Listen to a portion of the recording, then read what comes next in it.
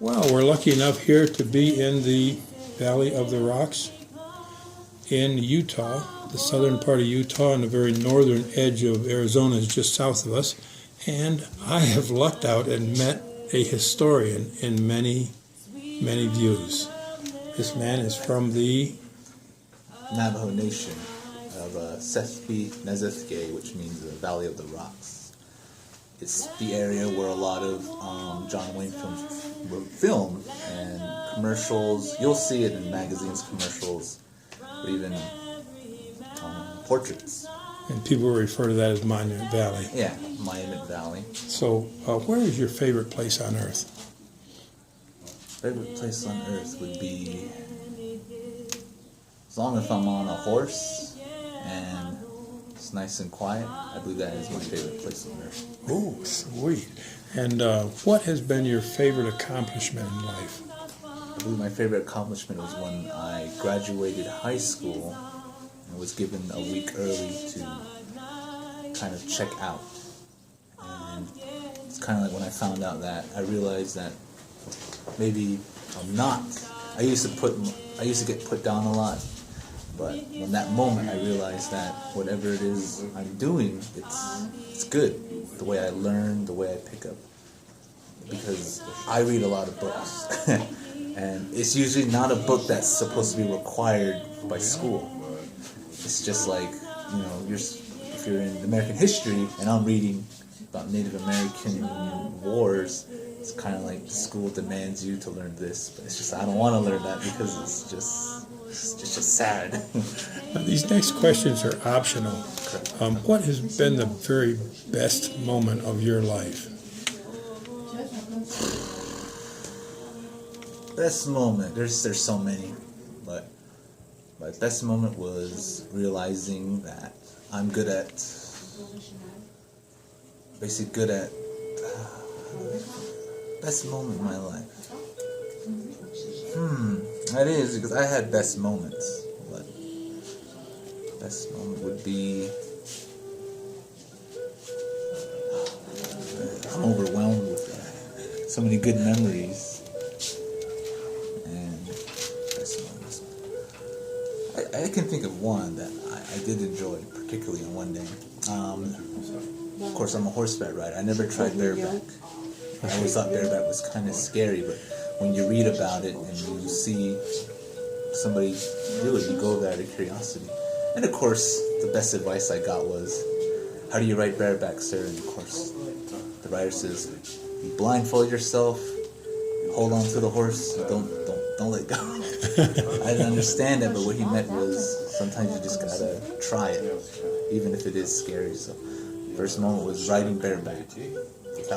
When you know it's going to rain, it's ready. What was the happiest moment? The moment of realizing that maybe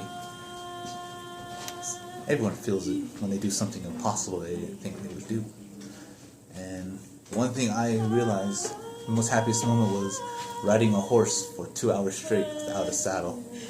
No one was around me, and of course I rode kind of far, really far, until my legs kind of were shaking, but then I actually felt like I could trust this horse. He'll run, but he's not gonna buck, he's not gonna throw me off because, I don't know, I'm putting my soul into him.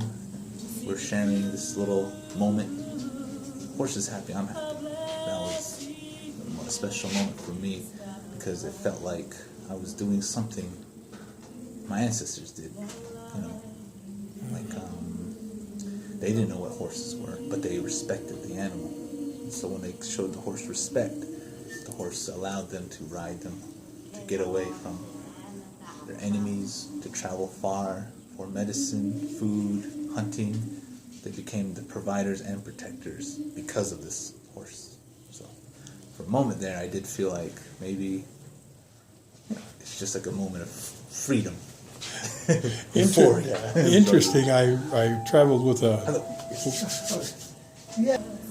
Okay. Interestingly enough, I traveled with a world-class rider from Algiers, and he was a dressage rider, but he used to love to ride bareback, and I said, "You ride bareback even in the dark?" He says, "Yes, the horse knows what he's doing. So it's exactly the same story you told. Now the next question, of course, is optional, but what is the worst moment of your life? Well, there's so many, but I believe it's when I kind of lost myself right after going through a hiatus with, I believe there's something more internal. I don't know, it's like people struggle with their own identity. I believe when I graduated high school and went on my own, I kind of basically did my little rock and roller phase and lost myself there. I fell into drug addiction, alcoholism, you can name it all. And of course, slowly, you don't know you become an addict. That's the thing. But then people around you notice. They say that you're kind of twitching. And of course, I never noticed it until someone pointed out. Of course, that's when I self-realized, like, maybe, like I got to get back to what I loved the most, which was learning about my own culture. I used to deny it because I don't want to be that, the stereotype Indian.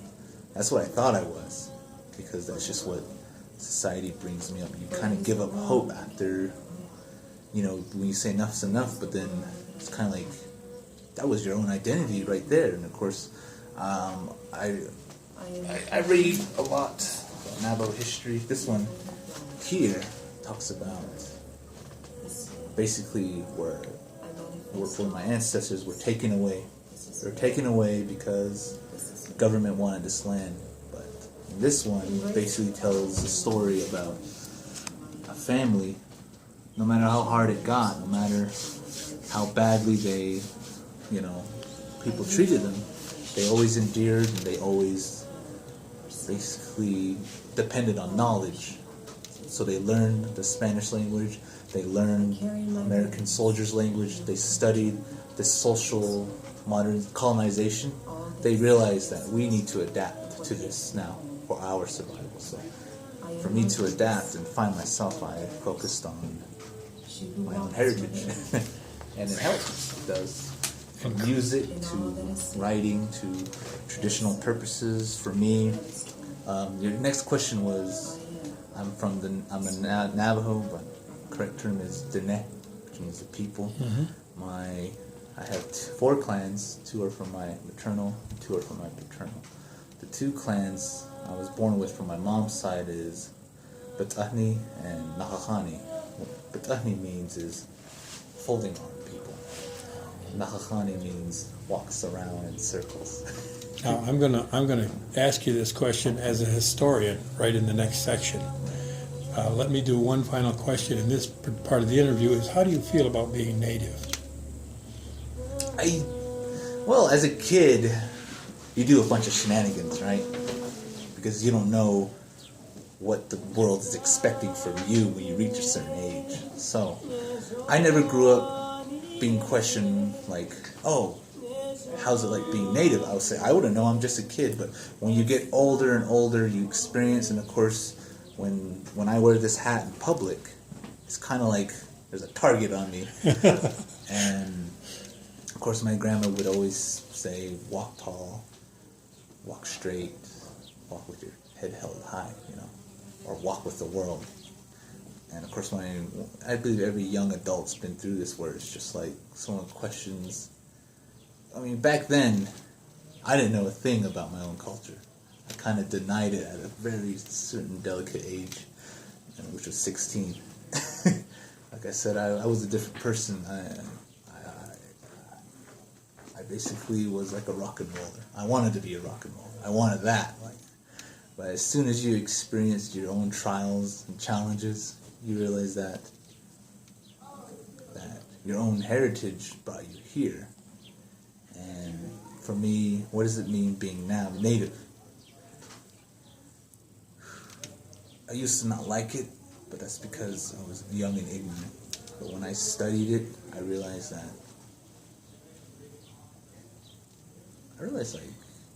it's unique. It's unique finding out where you come from, and you're bringing it and you're showing it. You're showing basically what everyone kind of forgot. Like, you're bringing back little conchos. You're bringing back stories. You're showing it. Mm-hmm. To me, being native is just saying, like, what does it mean being human? You help somebody, they help you in return. You study so much about your own culture, you share it, and of course you're sharing it. Of course, someone out there might have the same views, and it might give them inspiration. And I get visitors all the time, and I believe being native is just... It takes time to find out what it means being native. I still don't know to this day, but I think I'm still finding it with my little challenges and adventures. I thank you very much for the interview. Yep.